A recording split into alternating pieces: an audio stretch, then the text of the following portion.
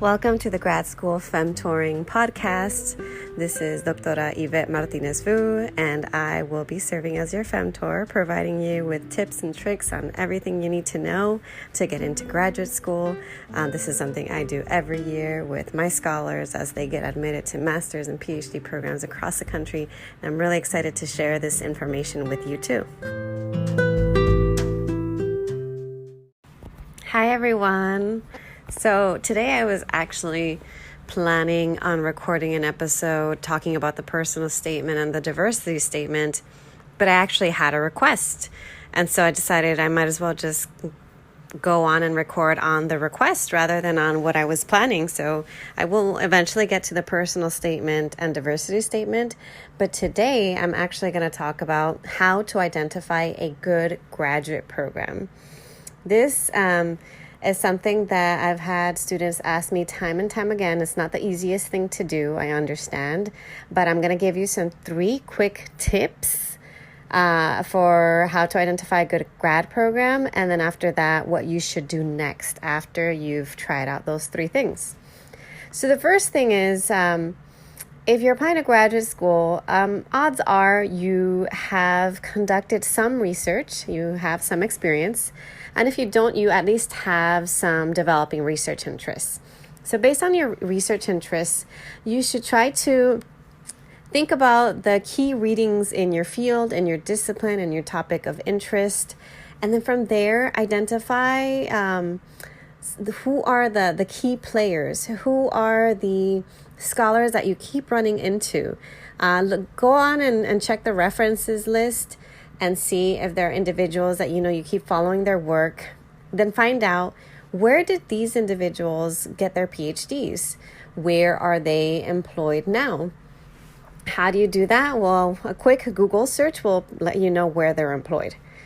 And the Google search may or may not list where they got their PhD, though by now it seems like most departmental web pages have some sort of bio on their faculty, and it'll say where they got their PhD from and their recent publications. Sometimes it even posts their CV, and of course you can look that up there. So those are some good places just to get started, is taking a look at your readings, because your readings are integral to the work that you want to do. And if there are certain individuals that are already studying what you want to study, that you keep citing over and over again, then you may want to work with them. If these individuals have already retired, then try to find out, who did they advise, who came after them, who are their predecessors, and see if those folks are available. How do you do that? One way that I've kind of had students look up the folks that came after them is by checking out ProQuest. If you go to the ProQuest website, especially if you're a student, you most likely have access to this website. You go to ProQuest, and there's a dissertation and thesis site. And then there's actually an ability to look up several dissertations, but you can also look up the chair of a dissertation. And so you look up that individual's name as the chair or the advisor of that dissertation. And you don't have to put a title of any dissertation because you don't know what you're looking for, but you know who you're looking for. So you're looking for that individual. You're looking as that individual being the chair or the advisor of the dissertation. Once you click search, you'll see a list of different dissertations that came out with that individual as the advisor for that dissertation. And those are the people that got their dissertations already, and that likely are assistant professors, associate professors. Now you can look them up and see where they are. If they worked with this individual, then perhaps they also have interests that mirror yours. So that's the first way that I recommend that you look for programs, is really by checking out your readings, find out who you're frequently citing, and then look for them. Okay, so recommendation number 2, how do you identify a grad program? Another really good way to do this is by actually just asking around. Ask your faculty mentor if you have one. Ask other professors in your department, maybe people that you've taken classes with. talk to your TAs and let them know, do they have any recommendations for graduate programs? And sometimes they'll even tell you which programs to stay away from. You may want to ask them why. Sometimes they'll tell you, well, stay away from that program because they're not a good ranking program. Or maybe they have faculty who are notorious for not being very supportive. Or perhaps, I don't know. I mean, there are different reasons why individuals may not recommend a program. But definitely take their advice seriously, especially if they're recommending a program, because if they're recommending it, it's probably either from experience or because they have colleagues who have been there, and that's going to provide you with much more information than anything you would find online about the program. So that's number 2. Recommendation number 2, how to find a grad program, is by reaching out to your network, talking to professors and TAs, and asking them if they recommend any particular program and why. The third way is actually the way that students most often, at least in my experience, look for programs. And it's not the most efficient way to look for programs, but it still works. And this is by checking out the U.S. news and reports and identifying the top 10 to 20 programs in your discipline. One thing I will say, just as a caveat, you don't want to just have top 10 programs in your grad school list, especially if they're top 10 and you haven't even looked up the faculty to see if there's anybody even remotely interested in what you're interested in doing. So it's very risky to have just a top 10 list, grad school list, because there's no certainty that you're going to get in. Programs are so competitive that you want to have a bit of a range. You want to have programs that are not just top 10, but maybe top 20. So that's why I usually recommend check out the top 20 programs in your discipline. And then from there, check out their departmental websites and see if there are any professors conducting research that you're interested in. It's as easy as that, but it is probably more time consuming than doing the other 2 things that I recommended, which was either identifying people from your readings or asking your network who they recommend or what programs they recommend.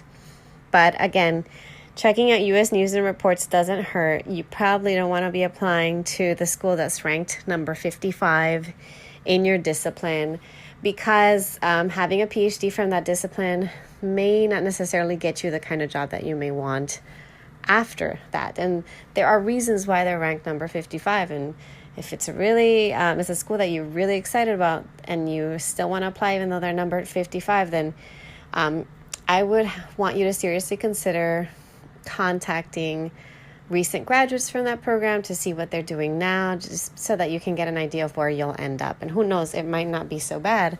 I may be wrong, but typically I recommend you try to stick to the top 20 programs if possible, especially if you consider yourself a competitive candidate. And what do I mean by competitive?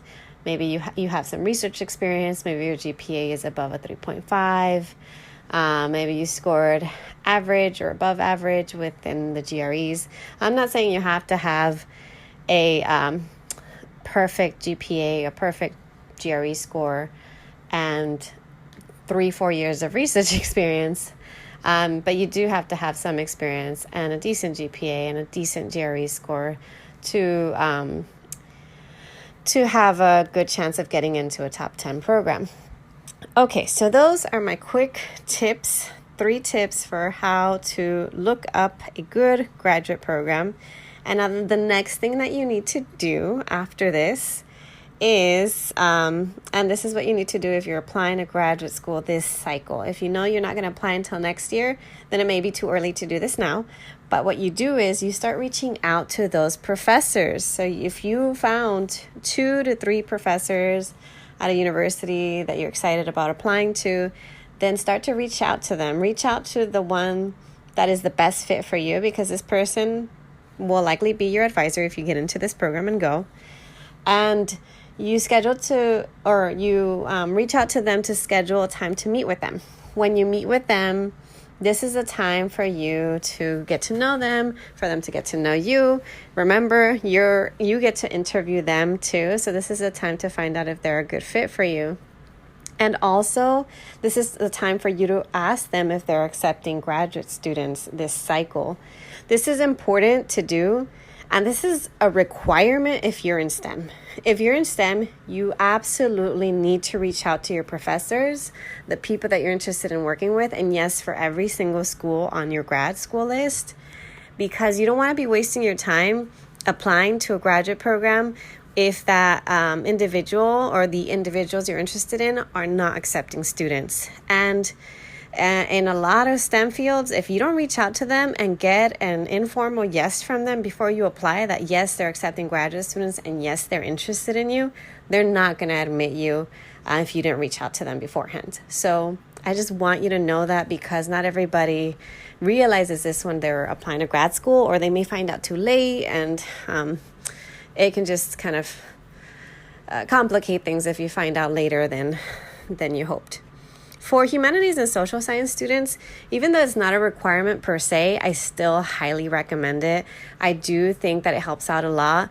A lot of times our students, or my students, if you're like low income first gen, there's a lot of imposter syndrome that you're going through. You probably think that, if I meet with them, then they're going to realize that that I'm a fraud, that I didn't read their work, I don't know what I'm talking about.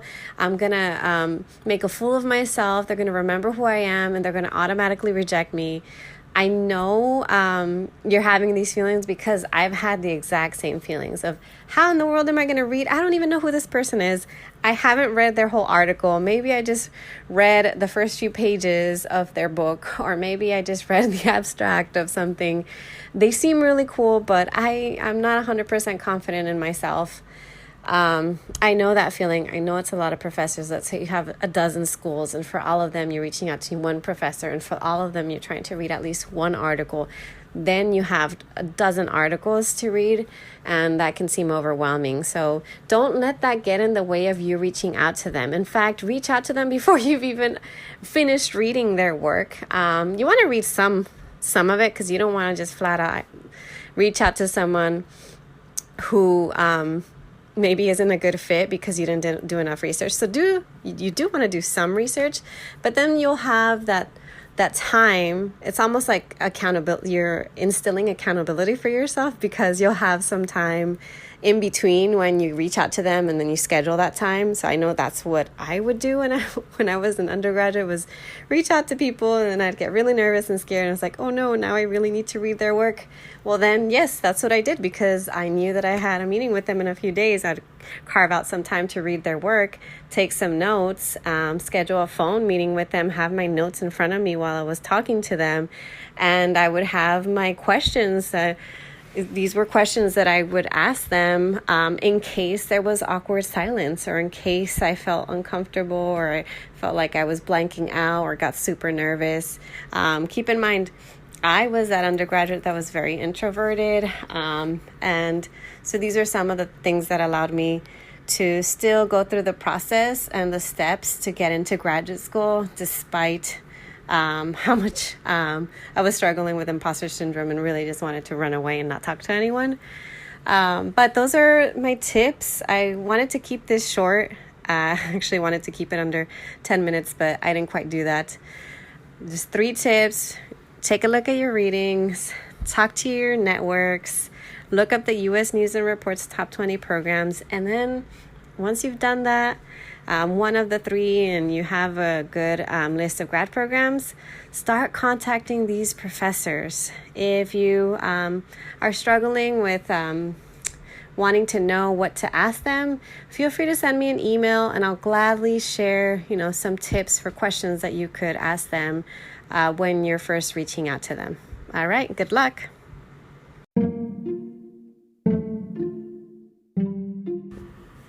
Thank you so much for joining me in the Grad School Femtoring Podcast. Again, this is Dr. Yvette Martinez-Vu. If you liked what you heard, please feel free to rate this podcast on iTunes or Stitcher or anywhere else where you listen to your podcasts. You can also follow me by going to my website, which is YvetteMartinezvu.com. yvettemtz3@gmail.com, or you can email me at yvettemtz3@gmail.com. Until next time.